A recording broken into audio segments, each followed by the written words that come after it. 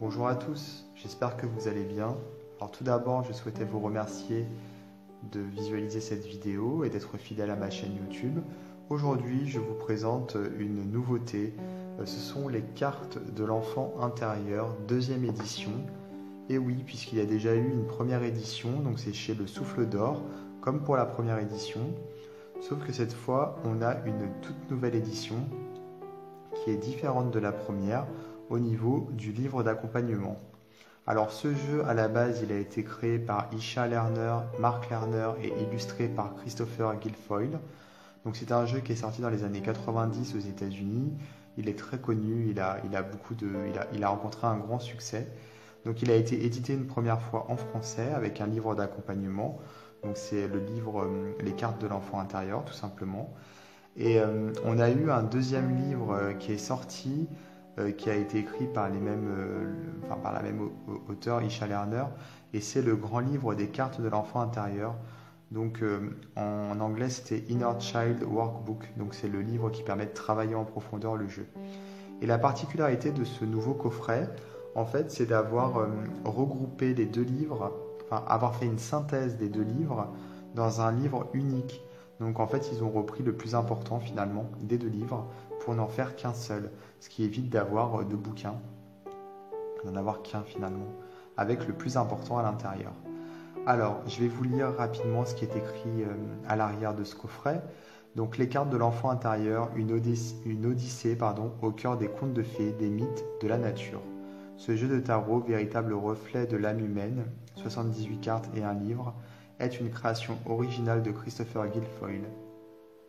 Il correspond aux images de notre enfance, véritable trésor de beauté et d'imagination. Chaque carte illustre un conte, une légende ou une carte du tarot traditionnel qui a bercé notre enfance. Cendrillon, Blanche-Neige, Aladdin, Jacques et le haricot géant, etc. Ces histoires sont également des leçons de la vie qui nous transforment et nous font passer de l'enfance à l'âge adulte. On y apprend beaucoup sur les relations entre les êtres. En effet, le message des contes de fées peut servir à l'introspection de sa vie, de son enfance, pour mieux se connaître au quotidien. À chaque carte son histoire. Au fil des cartes, vous plongez dans des récits archétypaux, vers les trésors de votre âme et votre force intérieure. Vous allez vous aventurer dans un voyage de connaissance de soi. Une voix intérieure depuis longtemps, perdue, va se faire entendre à nouveau. Il s'agit de retrouver son cœur d'enfant, de libérer l'enfant blessé en soi, de renouer avec notre essence intime et de retrouver la voie de l'amour inconditionnel afin d'avancer vers la maturité et la sagesse. C'est un superbe outil ludique pour les professionnels de l'accompagnement, tous les groupes de développement personnel et aussi un jeu pour les parents et les familles. Alors oui, pour les parents et les familles, mais tout simplement un jeu pour soi également, même si c'est pas mentionné. On peut très bien l'utiliser sans être professionnel, ni faire partie d'un groupe d'accompagnement. On peut l'utiliser pour soi, tout seul, à la maison. Il est vraiment très très bien. Donc c'est un jeu qui reprend les contes et légendes. Et finalement, chaque carte de tarot lui a été associée un conte. Alors, on a donc le fameux livre dont je parlais, qui reprend les deux livres. Donc c'est une synthèse. Alors ce livre, il est vraiment épais, comme vous pouvez le voir. On a une introduction avec tout d'abord une sorte d'historique du tarot. Voilà, on nous explique que... Alors, je ne sais plus si c'est ici ou si c'est après, mais il me semble... Ouais, non, c'est bien ici. On nous explique un petit peu l'historique du tarot, on nous explique voilà, que les jeux ont évolué au fur et à mesure des années, donc avec l'apparition du tarot en France, en Italie, et ensuite avec le New Age, en fait, tous les jeux qui sont sortis plus tard. On a également donc ici l'idée sur laquelle ils ont voulu, en fait, les créateurs, travailler sur un jeu qui soit accessible à tous, donc pour finalement faire opposition un petit peu aux jeux qui sont vraiment hermétiques presque, tellement ils sont ils sont pleins de symboles. Là, c'est un jeu qui est accessible en fait, puisque il y a beaucoup moins de symbolisme. Ce sont surtout des illustrations. Et on a donc ici tout le travail qui a été expliqué, tout le travail de création qui est expliqué. Donc en fait, les auteurs en fait nous expliquent que ils ont donc, ils se sont rendus compte en créant ce jeu que finalement les lames du tarot, surtout les majeures, correspondaient parfaitement à des contes de fées. Par exemple, ils nous disent ici que Cendrillon concorde parfaitement avec la lame de la lune, que la Belle au bois dormant avec la lame de la mort, que Blanche-Neige correspond à l'ermite, la Belle et la Bête à la force, Réponse correspond à la maison Dieu, Hansel et Gretel ce conte correspond à la carte de l'amoureux, etc. Donc en fait, en se rendant compte que finalement il y avait des contes pour chaque carte, ils se sont dit voilà qu'ils allaient partir sur cette idée.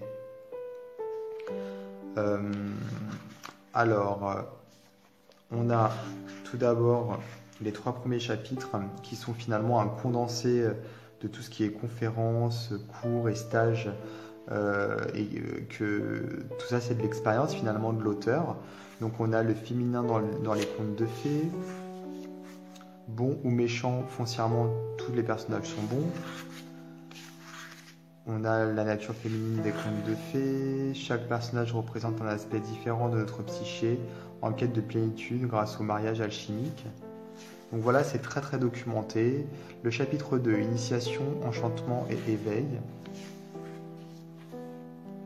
Alors d'abord l'initiation, ensuite l'enchantement et enfin l'éveil. Et le chapitre 3, on a les archétypes de l'âme et les empreintes karmiques. Donc les contes de fées libèrent l'âme. Les empreintes karmiques.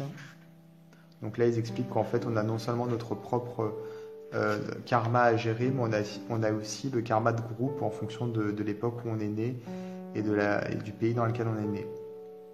Donc le symbolisme des contes de fées régénère l'âme. Et ensuite, on passe aux cartes. Donc à partir du chapitre 4, on est plus sur les cartes, l'interprétation, etc. Donc là, on a vraiment les arcanes majeurs, un voyage de transformation cyclique, miroir de l'humanité, donc toujours les arcanes majeurs, les figures des miroirs magiques, les différents tirages. Alors ça, c'est vraiment top. On a énormément de tirages qui sont très originaux, orientés contes de fées. Alors le puits au vœu, on a le tirage au coin de la rue avec 3 cartes, l'enfant, donc child en anglais, donc c'est vraiment très intéressant. On a l'arc-en-ciel, ici, la marelle, ici, l'escalier en spirale, voilà, je vous dis, c'est vraiment super intéressant, très original. L'étoile dynamique, on a la renaissance, l'archétype miroir sur le mur, la route pavée d'or. Voilà, on peut travailler sur les rêves avec les cartes. On peut faire du rami. Comment utiliser ce jeu avec des enfants. Donc oui, si vous êtes parent et que vous recherchez un jeu pour éveiller votre enfant, ou si votre enfant s'intéresse à vos cartes à vous, vous pouvez aussi travailler avec lui à ce niveau-là, puisqu'en fait c'est vraiment très intéressant. On a vraiment cet aspect enfant, innocence qui est vraiment majeur dans ce jeu. Alors les 22 arcanes majeures, donc on nous donne toutes les correspondances ici dans ce tableau. Donc le petit chaperon rouge, donc le sens profond c'est l'enfant intérieur, donc c'est pour le fou. Aladdin et la lampe magique pour le magicien, donc c'est l'enfant créatif. La marraine fée, gardien de la sagesse. La mère loi, c'est la mère. Les habits neufs de l'empereur, c'est le père, etc., etc. Donc en fait on a vraiment beaucoup enfin tout expliqué, je veux dire, on a les correspondances, on a tout. Et en fait, pour chaque carte, on a donc un extrait du conte, tout d'abord, des mots-clés. Ensuite, on explique le conte de fées.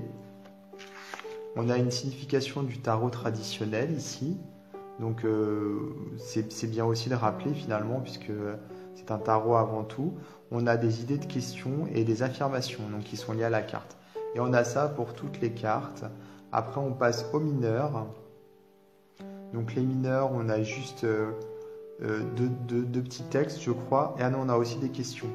Donc, on a les cartes de l'enfant intérieur, donc une explication, le tarot traditionnel et des questions. Donc, c'est vraiment très très complet, très riche. Il y a vraiment énormément d'informations dans ce jeu. Alors, je vais vous montrer les cartes, elles sont superbes. Donc ce jeu, en fait, il nous invite vraiment à guérir l'enfant blessé qui est en nous. Puisque oui, c'est vraiment important de se reconnecter à son enfant intérieur pour pouvoir travailler, avancer. Puisque tout se passe, enfin beaucoup de choses se passent pendant l'enfance. Donc si on a des blessures qui n'ont pas été guéries, c'est vraiment difficile de faire un travail sur soi. Et ce jeu nous aide vraiment à nous reconnecter, puisqu'en fait la créatrice s'était rendue compte que les contes qui nous touchaient le plus en étant enfant, ce n'était pas par hasard, c'est qu'il y avait une sorte d'implication, il y avait quelque chose d'important. Et donc c'est bien en tant qu'adulte de retravailler sur ces contes pour pouvoir essayer de comprendre justement pourquoi tel ou tel conte nous a beaucoup parlé quand on était enfant. En tout cas, plus certains contes que les autres. Donc là, on a Aladdin et la lampe magique. Ici, le petit chaperon rouge. Ah, je me rends compte que normalement, le petit chaperon rouge, c'est la première, parce que c'est le fou. Et Aladdin, c'est donc... Enfin, le fou, c'est la 0 et Aladdin, c'est la première. Donc là, la marraine fée, pour la carte numéro 2. Les cartes sont magnifiques, très colorées. Vraiment. Moi, je les trouve très très belles.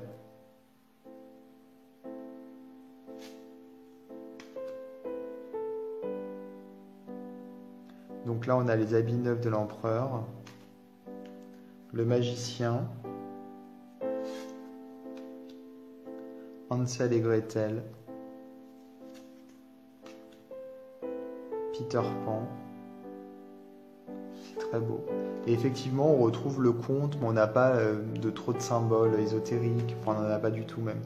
Donc c'est ce que disaient les auteurs, c'est que leur but en fait, c'était vraiment de faire en sorte que les personnes se reconnectent à quelque chose de simple et de facile en termes d'illustration, quelque chose qui soit éloquent immédiatement, pas la peine de faire de chercher midi à 14h pour comprendre la carte. Là, c'est la Belle au bois dormant. Cette carte, elle est vraiment très très très très très belle. L'ange gardien, le grand méchant loup.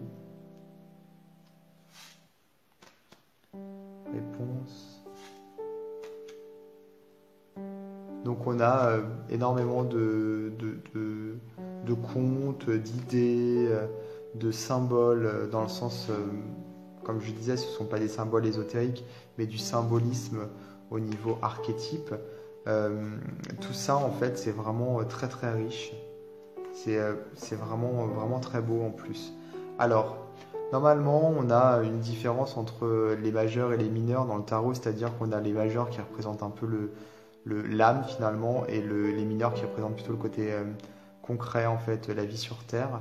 Et là, ils ont voulu un petit peu faire une continuité entre les deux.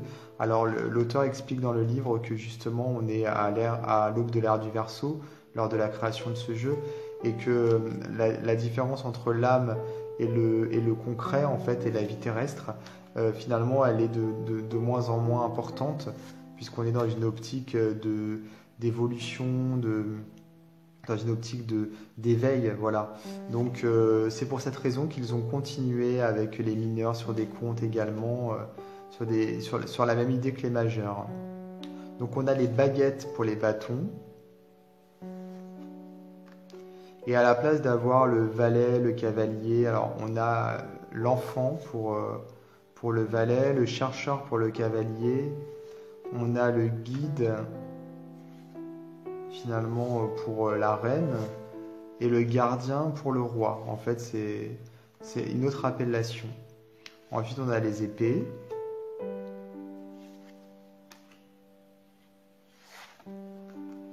J'adore les bordures, elles sont très très belles. Les couleurs, puis les cartes sont vraiment grandes. Donc on a vraiment la possibilité de bien voir les illustrations. C'est une très très belle édition que nous a sorti le Souffle d'Or avec ce livre qui est un condensé des 2 livres précédents.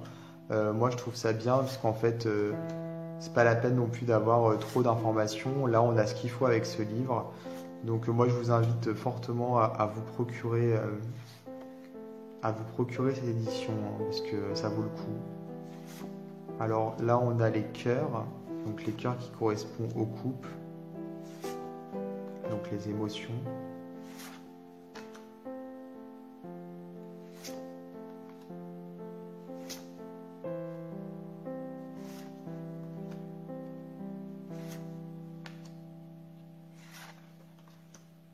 C'est très très coloré.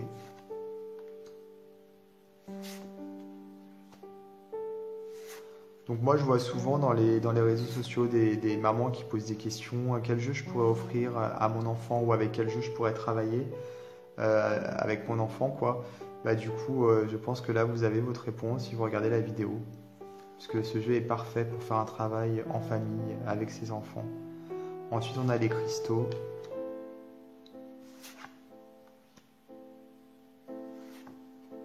Correspond en fait au denier ou au pentacle avec des lutins.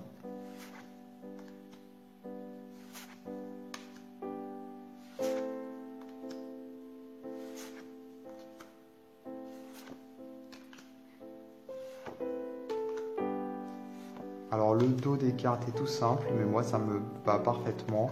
Les cartes sont en grand format, de bonne qualité. Elles ont une texture agréable, elles glissent très très bien. Elles ne sont pas particulièrement brillantes, mais tant mieux parce que moi je suis pas vraiment fan de ce genre de jeu. Quand les cartes sont trop brillantes, ça fait un peu bling bling. Là ça fait vraiment authentique. Alors je voulais quand même vous lire un petit passage par rapport justement au petit chaperon rouge, la carte qui est devant vous, puisque je trouvais ça vraiment très intéressant dans le livre. La façon dont c'était expliqué, je pense que ça donne toute son importance justement au conte de fées. Vous allez comprendre finalement le mode de mécanisme de ce jeu. Alors, il est écrit, par exemple, comme vous le verrez dans ce manuel, le conte Le Petit Chaperon Rouge explore le processus d'individuation et la quête d'une liberté toujours plus grande. Le Petit Chaperon Rouge est l'un des rares héros de contes de fées à avoir une mère aimante qui veille tendrement sur elle. Sa cape rouge légendaire symbolise son désir inné de s'éveiller à la grande sagesse de l'univers. Elle doit rencontrer le loup, qui est le symbole de l'ombre de son passé, de ses peurs et de son côté obscur, et surmonter l'épreuve qu'il lui impose lorsqu'il essaie de la tromper et de dévorer sa sagesse latente. Car telle est bien la part d'elle-même qui doit être reconnue et amenée à la conscience. Le petit chaperon rouge fait route vers la maison de sa grand-mère, foyer de transformation ancestrale, où elle découvre que les apparences peuvent être trompeuses, le loup se faisant passer pour son aïeul. Elle finit par être éclairée, elle renaît lorsque le chasseur ouvre le ventre du loup et la libère. Apprenant à déjouer les ruses du grand méchant loup et à répondre aux nombreux défis que lui présente la vie, elle atteint finalement un nouveau degré d'éveil. Fondamentalement, nous sommes tous des petits chaperons rouges, et son histoire est la nôtre. Par conséquent, si vous recherchez une meilleure compréhension de vous-même et de votre histoire en vous appuyant sur l'universalité et l'enseignement spirituel des contes de fées, ce récit est fait pour vous. Ce qu'il raconte est votre histoire, relatée en termes magiques, poétiques, épiques, avec une distribution grandiose où tous les rôles représentent des aspects différents de vous-même. Donc vous voyez en fait, chaque conte en fait nous invite, nous montre en fait que les personnages s'éveillent. Ils vont vers quelque chose de plus beau, de plus grand, de plus haut. Et en fait, on peut se servir de ces contes pour le faire nous-mêmes, c'est-à-dire pour nous-mêmes ou pour nos enfants. Alors il y avait un autre passage sur Cendrillon qui était vraiment très intéressant également. Il faudrait que je le retrouve.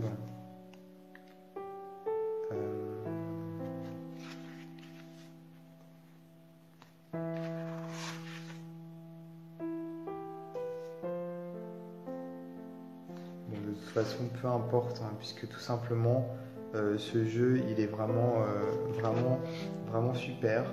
Et il nous fait travailler à différents niveaux. Donc ça, c'est le plus important. Donc moi, je le conseille fortement à quiconque est intéressé par les jeux de tarot et également si vous êtes dans le développement personnel. Alors là, vraiment, c'est ce qu'il y a de mieux. C'est d'une beauté, d'une innocence absolue. Voilà. En tout cas, j'espère que cette vidéo vous aura plu et surtout qu'elle vous aura fait découvrir peut-être un nouveau jeu. N'hésitez pas à vous abonner à ma chaîne YouTube et à activer les notifications pour être prévenu des prochaines vidéos que je pourrai poster. Et je vous dis à très bientôt pour d'autres vidéos.